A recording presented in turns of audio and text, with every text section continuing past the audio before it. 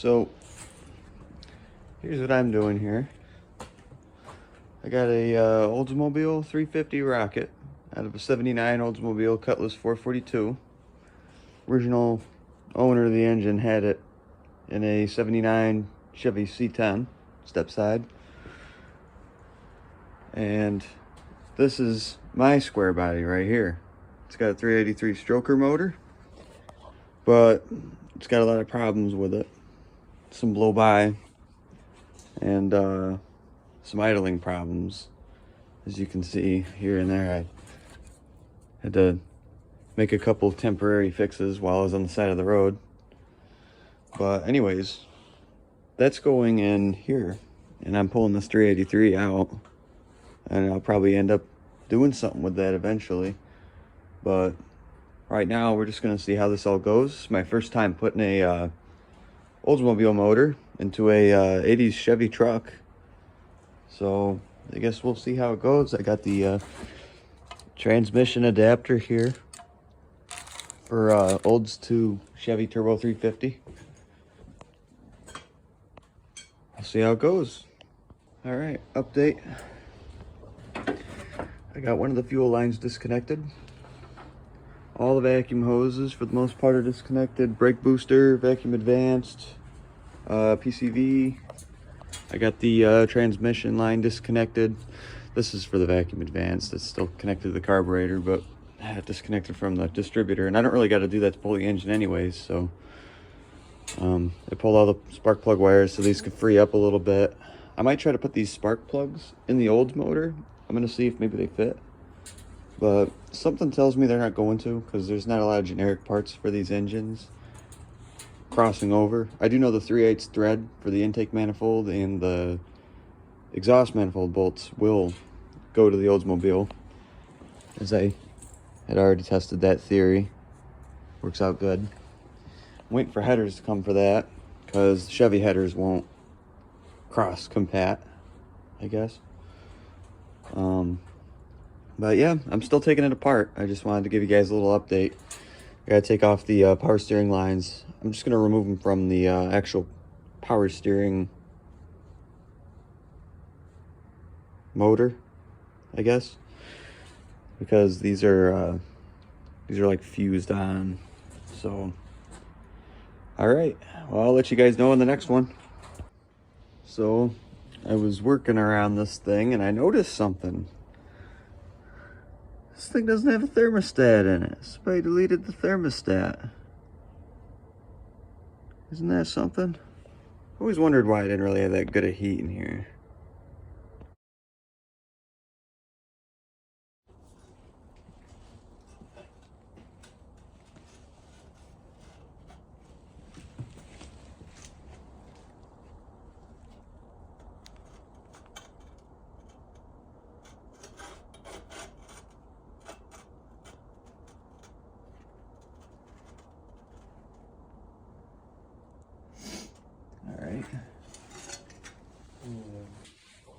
All right, so huge jump. I got my buddy Noah with me here. So we ended up getting the engine actually in the truck after removing several parts, which I should have recorded, but we were very anxious to get this thing together, right, buddy? Yeah. So yeah, we'll keep you guys posted and show you how it goes. We'll get her halfway wired up for now, and might not get her running tonight, but eventually we will. All right, well, with a little bit of help from my buddy here, we were able to get the engine in, and I think it's pretty solid. You can see we got one bolt in there going to the engine, and then we made this little extension here. That's how thick is that steel, buddy? Yeah, it's like looks like it's about 1/4 inch or something like that. I don't know. It's pretty thick though. It's solid. We got a mount in the back there going all the way to that hole, and then we got one up here in the front. You kind of see it. The power steering bracket's kind of in the way, but you get the idea. Yeah, it seems like it's coming along pretty well. We just gotta we got to get some manifolds for it. I ordered some long tube headers, and turns out these are the ones that fit the Cutlass 442 with the Oldsmobile Rocket 350 in it. So the frame on the truck is actually way too close, where the old Cutlass 442 comes out more like a box almost. So I got to get some stock exhaust manifolds for it, unfortunately. But we'll see what happens here.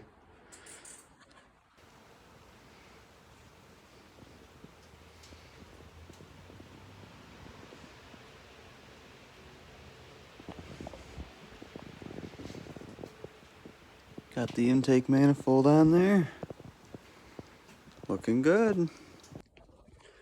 All right, first fire up.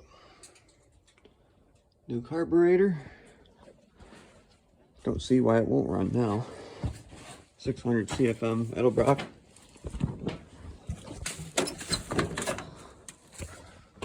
Well,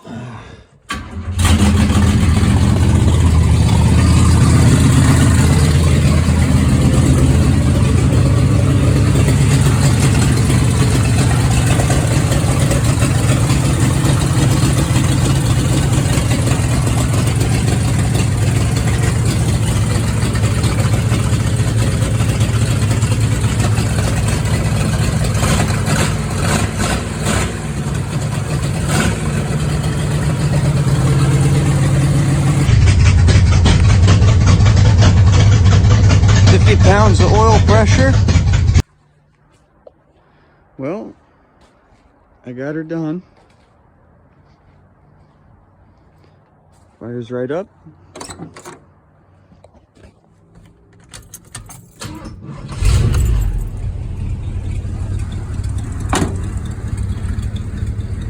Backup lights are stuck on.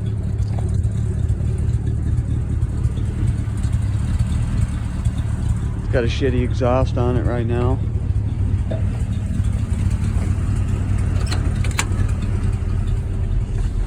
Get you some of this.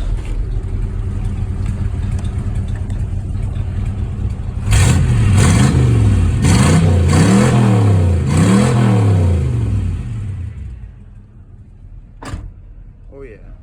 All right. Well, here's a little update on the truck so far.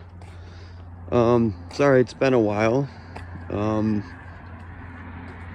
So I actually ended up having to send the truck to the shop, and I had to get the transmission pump done because I accidentally made a mistake. And when I put the motor in, I was too excited, and I wanted to hear it run. And I ran it with no fluid, and I ran it dry, and I burned the pump out completely. So there was no fluid getting up to the transmission cooler, and that's how I found out about that. But I just got it back from the shop. I got the transmission rebuilt. I got the whole thing rebuilt. I figured, you know, I might as well. It's got a motor in it with 60,000 miles. So I might as well get that rebuilt. It's got a brand new torque converter in it. Cost me like $3,600 to get the whole thing done, but well, hopefully it pays itself off. Yeah, it's running pretty good. I can fire it up and it'll run. Me and my dad just got done doing the timing on it. Let's see here. Oh yeah, fires right up. This sounds pretty good. I got true dual glass packs on it with those stock manifolds I said I was supposed to get there. But then again, I didn't record that either, but it still needs a little bit of work here and there. See, the belt's a little floppy in there. One of the pulleys is bent. But so far, it's working out pretty well. Yeah, I'm gonna put the big tires back on it. I got these small ones on here for in the meantime, just so that it was a little bit easier for me and my buddy to be able to get up in here and work on this. Plus, if I put the big tires on it, it wouldn't have fit in my garage. So So yeah, so far so good. I'm gonna take her for a little test drive to work today and see how she runs. Should run pretty good. Been driving it for about a couple days so far now, so I guess we'll see. I'll keep you guys updated. Before I go ahead and sign out of here, I'll let you guys know about this here. I went ahead and I just painted the hood. I just went down to Home Value and I just bought some blue paint that was, I just eyeballed it. I nailed it pretty much when it came to the paint, but I just rattle canned it just so that way it'd look a little bit better. I'll go ahead and show you guys those tires I'm going to put on here too. This is my old 92 Buick, my daily, and my 67 over there. Yeah, I'll show you guys. You guys will see that probably on the channel. But yeah, right up in here. When I bought the truck, I had these on it. But I'm going to be putting these on there. These are 33 12 50 or 15-inch tires here. With, you guys probably can't see this at all.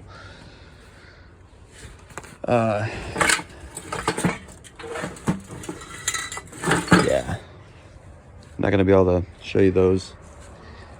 But anyways, you get the idea. I'm going to put the big tires back on it. They're just some American Racing beadlocks that I had on the truck when I bought it.